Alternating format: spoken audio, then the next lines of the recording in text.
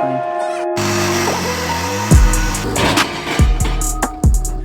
Might have peed a little bit. This marketplace fine. Howdy everyone. We're back in the garage and we got something on the trailer. Marketplace, you know, stroke again. So Austin, I think you have a kind of bit of a problem with buying things. Well, you're 100% right. I do. This was a pretty cheap buy. I know you guys were probably all wondering, if I haven't told you already, because I'm not sure if I did or not, what bed we're putting on the 73. Well, here it is. Service bed. I've always wanted a service truck. So we found this only 30 minutes away, and I paid $300 for this thing. We're going to be cutting it all apart anyway, because we're going to go ahead and slice it here, halfway through this toolbox, and bring it back about the height of the top of the tailgate, around, whatnot, because we're going to make a hauler bed out of it. So it'll still have toolboxes, but I'll also still be able to tow the gooseneck with the 73. So yeah, that's what we did this morning. We're gonna get back on the Forester here. It's about 26 degrees here. So we got the heat a-blowing. Got the heat a-blowing. It's about 20 outside with the wind chill. 65 in the shop.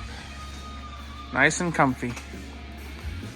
Got Adam Sprague playing on the YouTube while I'm filming a YouTube. Got to have some background noise, and YouTube don't let me play music, so I don't think they can say anything about other YouTube videos playing in the background of my YouTube videos. So, I don't know, we'll see. But alright, we're going to get back here and get back on these tank brackets for you guys. We went ahead and got welding gas. We're going to go ahead and get this all finished welded on time lapse here. Get the other one tossed together.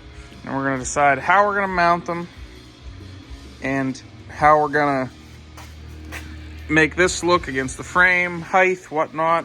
I don't know if I'm going to keep them that low because it's sitting on dollies aired out, but I'm not sure. I don't want my dad to be driving it and belly the tanks on something, because, you know, that won't end up very well. So let's throw you on some time lapse and get to melting some steel.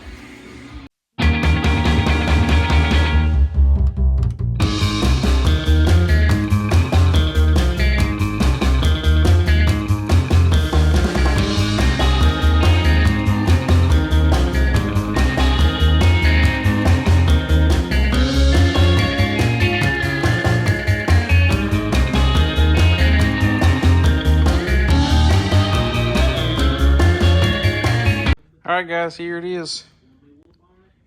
Went ahead and cut the time lapse off, had some welder issues, and I didn't turn it back on, but it took me forever anyway. So, went ahead and got it all welded up. Got it, now you can see, got that plated. It's all one piece. Got a nice metal finish on it with the DA.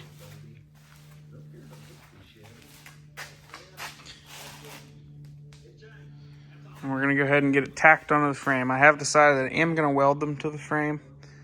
Just, I don't know why I never need to take the brackets off. The tanks come off the brackets. So we're going to go ahead and weld them to the frame. But before I do that, I'm going to go ahead and wipe down and clean up the inside and get it caked in primer really well. Because once it's welded on the frame, we won't be able to get in there very well.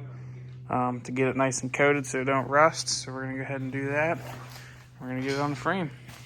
Alright guys, quick update. So we went ahead and got it welded to the frame. It's looking good. And we went ahead and made this plate on the back, so it makes it all uniform to the frame. so it didn't just have a 90-degree area there. It's nice and angled, so it kind of ties it all together. We're going to go ahead and get that welded up, and we'll be back. All right, everybody. I'm probably going to confuse you with this video because last week's video, we started on this. But before that, we were working on tank brackets. Well, I had started filming a video halfway through of me finishing up the tank brackets on the driver or the passenger side that you seen prior to this video. So that was the beginning of this video. And we're gonna finish this video out jumping back on this. So it's a little bit of back and forth, and the time frame's a little jumbled up, but it'll be all right. But we went ahead and did get all that welded up and whatnot. Got this all metal finished, smoothed, looking nice, all uniform. See it? So that tank bracket's done, and we went ahead, and after we got that done, we jumped on this because I wanted to take a couple days off for Christmas and work on my own stuff. It's still that same week. So today, as you've seen before, we had the frame. We're still waiting on welder stuff to be able to weld the frame. It's supposed to be here tomorrow. So we're gonna jump ahead, and I want to take the heater box and everything out because I'm gonna have to dog box the cab just a wee bit to fit that 401 in here. I'm hoping it's not too much, but we'll see when we cross that bridge. But I went ahead, I'm taking got the heater box unbolted. As you can see, there's been a few creatures living. There might be creatures living in it still. I'm not sure about that. But they sure built one hell of a nest in there. It's good. It's good sawdust. If anybody got a rabbit or a hamster, I could bag it up and ship it to them if they'd like. But so we're gonna go ahead and get this out and then sweep this mess up. And we're gonna start taking some measurements, take this pan out, and do some cutting on the firewall. Hate to cut this cab up, it's so clean, but what are you gonna do? You'll have that on these big jobs.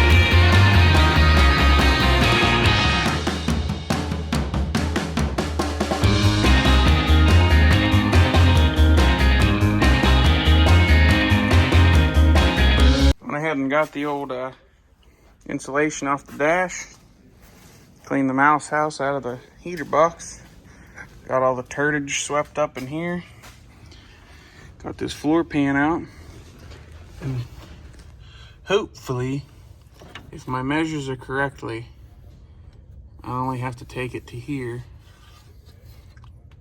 We're gonna start with that, see how it fits. Get a little better of an idea out here. But if I cut it right on that line, down this line, down this line, should be enough room, to fit it in, and then I'll make that panel removable like the floor pan. I'll attach it to that floor pan, and it'll all come out as one piece. So if we need to do anything with the engine, easily accessible. We're also gonna go ahead, we gotta get this cross member kind of cut out of the way, so we're just gonna rough cut it right now. right along here. And get rid of all this, because this motor has a front mount, and then the tranny bell housing also mounts. So we don't need any of that. The only thing I want to keep some strength for is that track bar bracket support. So we're going to cut all that out when we cut this out as well. Also went ahead and got 2 of the bars shortened. We didn't weld them back together yet because our welder, 220 welders, still don't work. And I want to burn those in nice and hot. We got to shorten the other side too. We'll probably do that in this video as well. That way, once we have a welder again, we'll be able to weld all this up, weld the frame up, and whatnot. I didn't put in the video. I did go ahead and get the inner rails in, and got some bolt holes drilled. That took forever because this frame is 3/8 of an inch thick, so it's very stout. So it just eats on the drill bits. So we got some bolt holes in. We're going to drill a couple more. These bolt holes are in for the link brackets, so it'll tie all that in, double framed.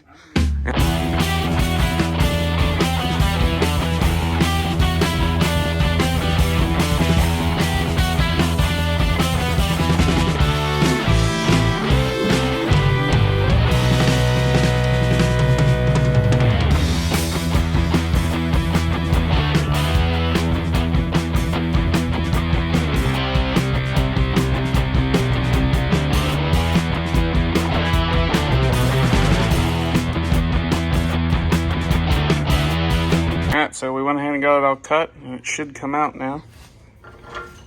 Get a little.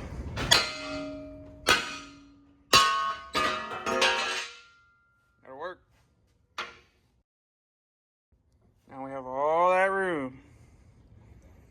I don't know if that's enough for him, but we'll find out. I'm hoping it is. I don't want to cut much more. But I know I said about this, for this track bar support, but that's just temporary. Obviously, I know this little thin lip isn't strong enough for that track bar. We'll add pieces in, clean this up all nice so it doesn't look like it's just hacked out of here. And then we'll make a nice bracket for that once we get the motor fit up and make sure we're going to have enough room for it. So, yeah, that's just temporary. So, after taking a bunch more measurements, went ahead and had to cut a little bit more out, because I forgot that the bell housing on this thing is ginormous. It's an SAE bell housing, so it's huge. So I had to make a little bit of room for that. I probably cut way too much, but, you know, at least it'll fit.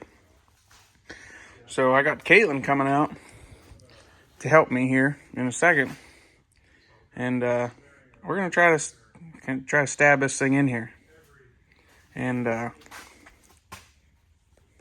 give it the old dry fit, see how it goes. Got this little piece of wood here. Hopefully set the oil pan there. We'll get a floor jack underneath the transmission. See how it goes. I don't know if it's going to fit, but what's the worst that could happen? It don't fit. Cut more out. All right, guys, so we got Caitlin out here helping. Went ahead and got this rigged up on the old engine hoist here. I don't know if it's going to pick it up. I believe this to be about 1,800 pounds. Got her on a 1-ton setting, so she should have 200-pound leeway. But this thing's pretty worn, so we'll see what happens.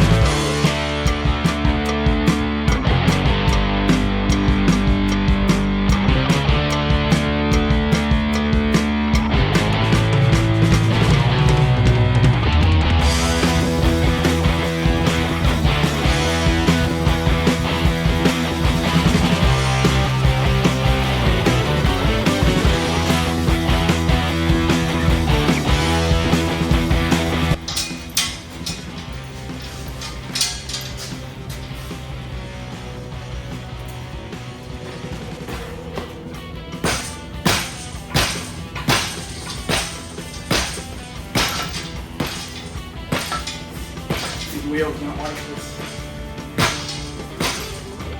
Great shoes for kids. Let me tell you.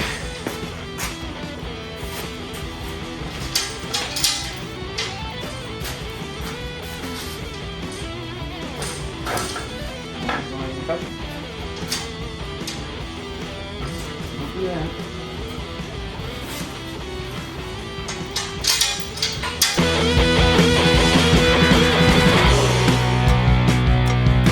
It's sitting.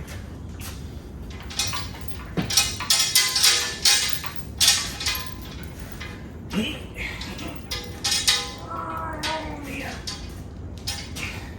Heave.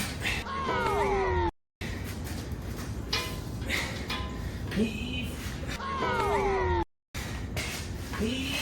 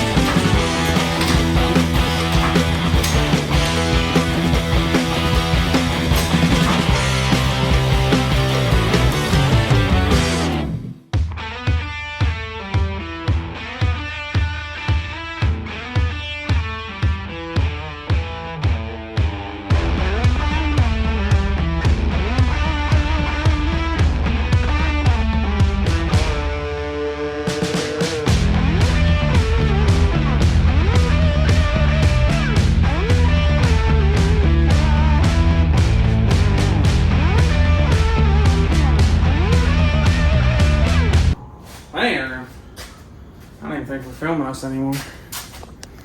Sorry guys, I was too busy grunting. It's pretty close forward blue though. Ow, I just busted my knee. Oh.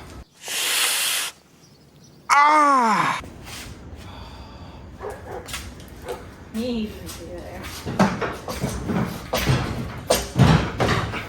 Start hitting the floor.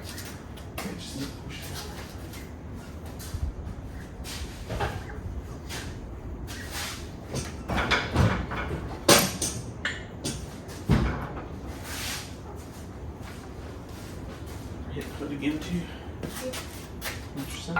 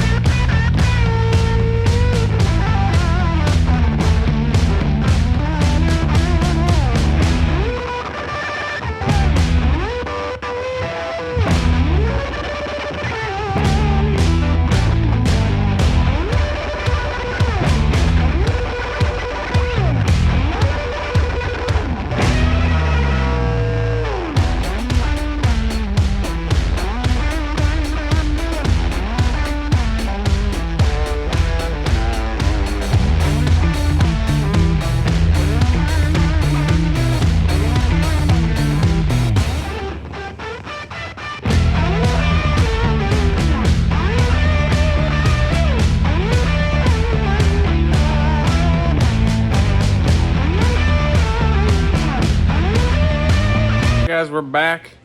And earlier in the video, we were trying to put the engine in, the old f700 here, and it just was not going very well. So we went ahead and pulled it back out. It's probably, that was Sunday, I think. It's now Wednesday, New Year's. It just was not fitting. So went ahead and took a bunch of measurements before I pulled it out, and did a bunch of trimming, and went ahead and got my dad's help this morning. I didn't film it, which I should have, because it got pretty sketchy at one point. But we went ahead. It's sitting in there. Not here. It's here. The engine is in. We got it braced up with some angle iron, so it's sitting just about where it needs to sit. Might have to, give it a little ee or a little ee, but it's pretty much in there. But I don't know if you can tell. It's not going to focus. That oil filter got a little bit of damage. We were setting it down in with the skiddy, and I had the forks tilted. And I was actually underneath running the jack, and it decided that the chain didn't want to be on the forks anymore. It went whoosh, and then the whole engine just wham, smashed into the frame, bent the filters all up. But luckily that was the only damage, was smashing the fuel or the oil filters, which I'm glad, because this thing's heavy and I don't know how it didn't do any other damage. But we went ahead and got it yanked back up out from it. I mean, it was wedged down in there. Got some scratches on the intake there. We got to do a little bit more trimming there. It's really close. We'll kind of make that look a lot nicer. And we got to get mounts built. Like I said, it's just sitting on some temporary angle iron. It was just quick and easy to get it off the chain, but it's in there. But it actually fits in there way level, a lot better than I was expecting. I mean, we got plenty of clearance. The steering's got clearance. It'll go right up through there, no problem. The only thing I'm a little bit worried about is the steering shaft. It's not touching. It's hard to tell in the video, but I think what I'm going to have to do is get a drop pitman arm for this thing, which would actually help the steering angle anyway. It would parallel that bar out a little bit and drop that down out of the way of the oil pan. So that's probably what we're going to have to do there. I might be able to pick it up some with the mounts, but we'll cross that bridge when we get there. We went ahead and finally got a welder back. Went ahead and got the outsides welded on the frame. Got a lot more welding to do still. I ran out of wire yesterday, so that's just where I stopped. Just kind of got some stitches here and there done, but that'll get finished up, ground down, and we'll have a couple more bolts in there. I got these 2 bars cut down that can get welded now. I went ahead and picked up some wire yesterday. That's going to be the end of this video. I wanted to at least get the engine in for you guys, even though I got pretty frustrated. You got to see it somewhat go in, and then, like I said, I had to pull it back out. But also, I want to show you place score of the day. Got myself a set of Firestones, 22.5s. I want to say, I think they're 295, yeah, or no, 275, 70, 22.5s. So it's still a lower pro, but it's a little bit bigger than what's on there now. So it'll actually fill out the wheel well a little bit better, and they're a little bit wider, so it'll give it a beefier look. This thing is 2-wheel drive, so we went ahead and just went with like a straight radial tread, which will be perfectly fine for this. And we'll get more mileage out of the tires anyway, because they won't cup as bad and whatnot as far as aggressive drives like are on the Mac. But went ahead and scored these $400 for all 6 of them. I mean, you still got the nippies on the sidewall. Yeah, that was a pretty good deal. I wasn't gonna pass that up. I don't need tires right now, but for 400 bucks, well, who would? But anyway, hope you guys enjoyed this video. I know it's a little bit of a jumbled mess of a start on that and a finish on this, but I wanted to make it a little bit longer, so we went ahead and tied the two together. Like I said, the time frame was a little messed up, but it is what it is. So again, don't forget to hit that like and subscribe button. I want to thank you guys for everybody that has followed along. We're growing in subscribers. I think we're almost to 2,000. We're closely getting there, a couple hundred away. So tell your friends, share the channel, even make your grandma an account, have her subscribe. But it'd be awesome if we could get to 2,000 by the end of the month. But again, thanks everybody that does follow along. And don't forget to hit that like and subscribe button. Well, see you later.